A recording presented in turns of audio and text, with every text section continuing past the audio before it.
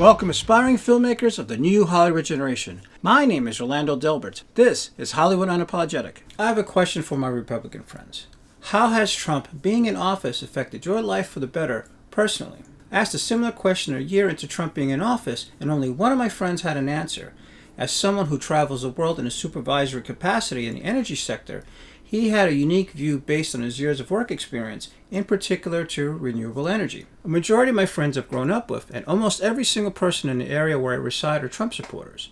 When asked this same question, not once have I heard an answer that wasn't based on a positive personal experience or even on any facts. Most were based on hating others, not like themselves. I've heard blaming of everyone under the sun that's on the other side of the aisle, and always served with a heightened level of angst, usually following those fucking liberals. I've heard statements from his supporters that were based on fear-mongering.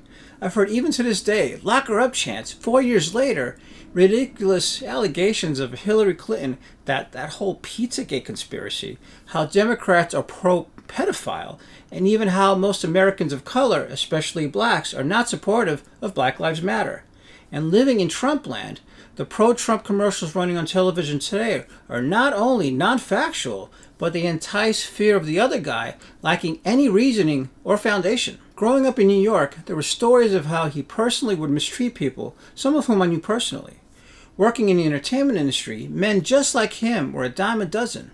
Well-dressed snake oil salesmen who took from everyone they possibly could and then throw his lawyers at them, holding them up in litigation for a decade, knowing there's no way anyone could afford to challenge him legally. I couldn't care less that he's a bullshit artist. Hollywood is full of bullshit artists, and having to work with them over the years, I've learned quickly how predictable they are.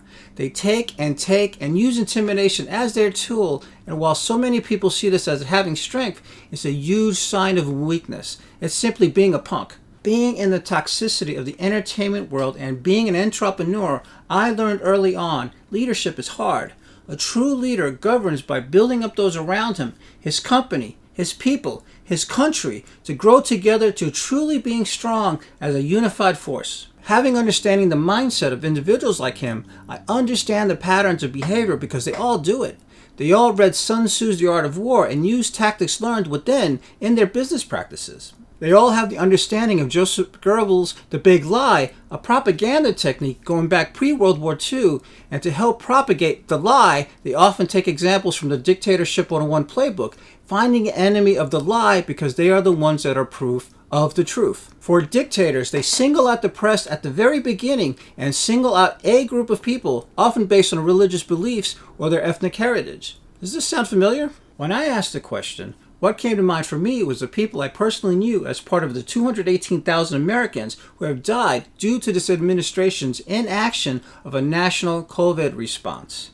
And this goes hand in hand with this president's anti-science rhetorical pomposity served coldly over the past several months. Further anti-science views that climate change is only weather, not global warming, is yet another attempt to change focus away from the science as part of anti-climate change policies that our children will have no choice to live with because of tax incentives given to big oil. What about the millions of people who are at risk of losing medical insurance like myself, even though I have paid substantially into it for decades? And if he gets his way and national emergencies are declared again, my disability benefits are cut off May of next year because the funding will come from those funds. This is what comes to mind for me when I think of how Trump is affecting my life. So I ask, how has Trump being in office affected your life for the better personally?